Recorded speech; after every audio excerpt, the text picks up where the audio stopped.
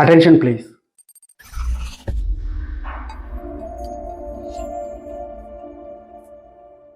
ఇంజనీరింగ్కి ప్రత్యామ్నాయం లేదా? ఎందుకంటే ప్రతి సంవత్సరం ఫిబ్రవరి నుంచి ఈ ఎడ్యుకేషన్ రంగంలో ఉండడంతో మిత్రులు తాలూకా ఫ్రెండ్స్ చాలామంది నాకు ఫోన్ చేస్తూ ఉంటారు. ఆ ఫోన్ చేసే క్రమంలో ఏవేవో ప్రశ్నలు వేస్తూ ఉంటారు. మొన్ననే 2 ఫోన్లు వచ్చాయి. మా అమ్మాయి ఎంపీసీ చదివిందండి, మొన్న జేఈ మెయిన్ కూడా సరిగ్గా అటెంప్ట్ చేయలేకపోయింది, ఎందుకో తను ఇంజనీరింగ్ చేయనంటోంది అని అన్నారు. ఇంకో అతను వాళ్ళ అబ్బాయి ఎంఈసీ చదివాడంట.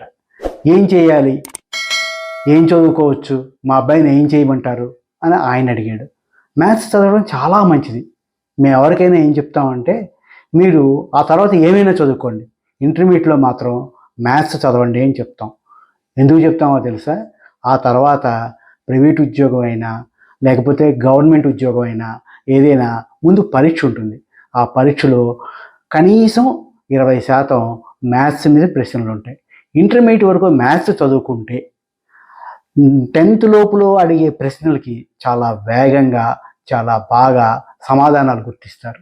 అది ఏ రంగంలో ఉద్యోగాన్ని తీసుకున్నా వాడు పెట్టే 100 మార్క్స్ ప్రశ్నపత్రంలో 20% మ్యాథ్స్ కేటాయిస్తారు. అందుకని ఇంటర్మీడియట్లో ఎంఈసీ కానీ ఎంపీసీ కానీ తీసుకోమని చాలామందికి చెప్తూ ఉంటాం. అలా మ్యాథ్స్ తీసుకున్నంత మాత్రాన ఇంజనీరింగ్ చేయాలని ఎక్కడా లేదు. కానీ తల్లిదండ్రులు ఇంజనీరింగ్ కాకపోతే ఇంకేం చేయాలండి అని అడుగుతూ ఉంటారు. దానికి బోలెడు ప్రత్యామ్నాయాలు ఉన్నాయి. ఆ విషయాలు చెప్పడానికే ఈ ఎపిసోడ్ చేస్తున్నాను. ఎంపీసీ చదివిన పిల్లలు బీఎస్సీ చదవచ్చు. ముఖ్యంగా కంప్యూటర్ సైన్స్, ఎలక్ట్రానిక్స్ లేదంటే ప్యూర్ సైన్స్ ఏదైనా తీసుకుని చదవచ్చు. అలాగే ఎంఈసీ చదివిన పిల్లలు బీకామ్ ఇదివరకులా లేదు, జనరల్, కంప్యూటర్స్, కంప్యూటర్ అప్లికేషన్స్, ముఖ్యంగా హైదరాబాదులో బీకామ్ ఆనర్స్ అని ప్రత్యేకంగా ఒక కోర్సు ఉంది. వీటన్నిటికీ మంచి ఉపాధి అవకాశాలు ఉన్నాయి. ఆ విషయాన్ని ముందు గుర్తించాలి. అలాగే బీఏ అయిన తర్వాత బీఎస్సీ అయిన తర్వాత బీఏలో కూడా మంచి గ్రూపులు ఉన్నాయి. ఎలాంటివి అంటే ఇంగ్లీష్, సైకాలజీ, ఫిలాసఫీ ఇలాంటివి ఉన్నాయి. వీటి వల్ల ఏం లాభం అని అనుకోవచ్చు. కానీ తర్వాత పీజీ చేస్తే వీళ్ళకి మంచి మంచి అవకాశాలు. ఇప్పుడున్న కార్పొరేట్ స్కూల్స్లో కౌన్సిలింగ్ చేయడానికి సైకాలజిస్టుగా కొంతమందికి వస్తే జర్నలిజం రంగంలోకి ఇంకొంతమంది వెళ్ళచ్చు. ఎవరు? ఇంగ్లీషు, మాస్ కమ్యూనికేషన్, జర్నలిజం చేసిన పిల్లలు. ఇప్పుడు జర్నలిజం అంటే ఓన్లీ ప్రింట్ మీడియా కాదు, టీవీ అనుకున్నాం, ఆ రెండూ కూడా కాదు, ఇంకా పెరిగిపోయింది అది.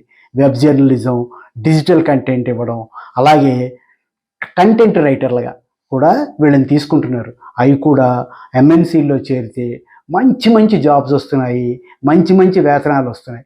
ఒక్క ఇంజనీరింగే అనుకోకుండా పక్కన పెట్టి కొద్దిగా జాగ్రత్తగా చూసుకోగలిగితే మంచి మంచి కోర్సులు ఇప్పటికీ ఉన్నాయి. హోటల్ మేనేజ్మెంట్, నిఫ్ట్ అలాంటి వాటికి దరఖాస్తు చేసుకునేందుకు సమయం ఇప్పటికే అయిపోయింది. అవి కూడా ఇంటర్మీడియట్ చదివిన ఏ పిల్లలైనా చేయొచ్చు. అలాగే ఈ మ్యాథ్స్తో చేసిన వాళ్ళు ఇండియన్ స్టాటిస్టికల్ ఇన్స్టిట్యూట్కు ఆఫర్ చేసే బీ స్టాటిస్టిక్స్, బీ మ్యాథమెటిక్స్ అలాంటి కోర్సులు చేయొచ్చు.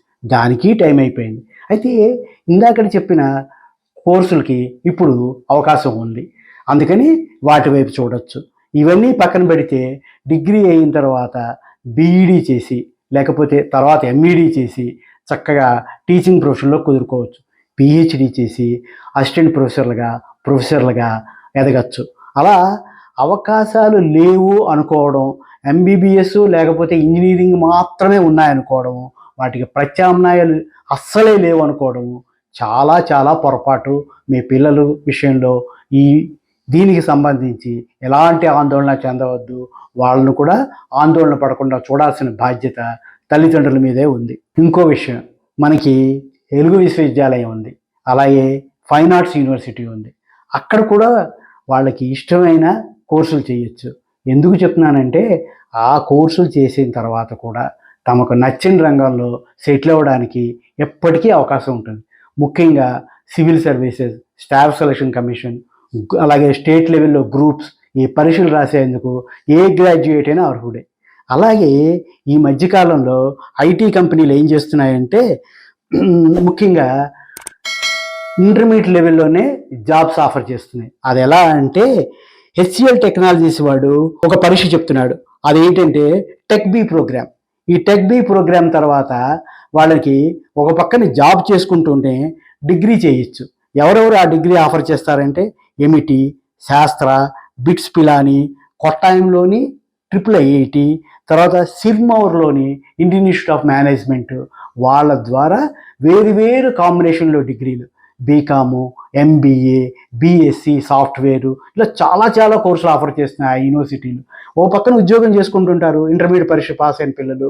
చక్కగా ఆ చదువు చదివిస్తారు, చక్కగా గ్రాడ్యుయేట్లు అవుతారు. ఇంకా బాగా చెప్పాలంటే పోస్ట్ గ్రాడ్యుయేషను, ఆ పైన పిహెచ్డి కూడా చేసే అవకాశం ఉంది. అలాగే B Com computer applications, B Sc electronics computer science చేసే పిల్లలు ఫైనల్ ఇయర్లో చక్కగా విప్రో వాళ్ళు జాబ్లోకి తీసుకుని ఎంటెక్ కోర్సును ఆఫర్ చేస్తున్నారు. నార్మల్గా ఈ పీజీ కోర్సులన్నీ 2 ఏళ్ళ కోర్సులు అయితే ఒక్కో సెమిస్టర్ ఒకే ఏడాది చొప్పున 4 ఏళ్ళు చదువుతారు. ఓ పక్కన 5 రోజులు ఉద్యోగం చేసుకుంటూ డబ్బులు సంపాదించుకుంటారు. 2 రోజులేమో శుభ్రంగా ఆ కోర్సు చదువుకుని అటు పక్కన ఎంటెక్ కూడా సాధిస్తారు. ఇలా వేరు వేరు ఆఫర్లు ఉన్నాయి.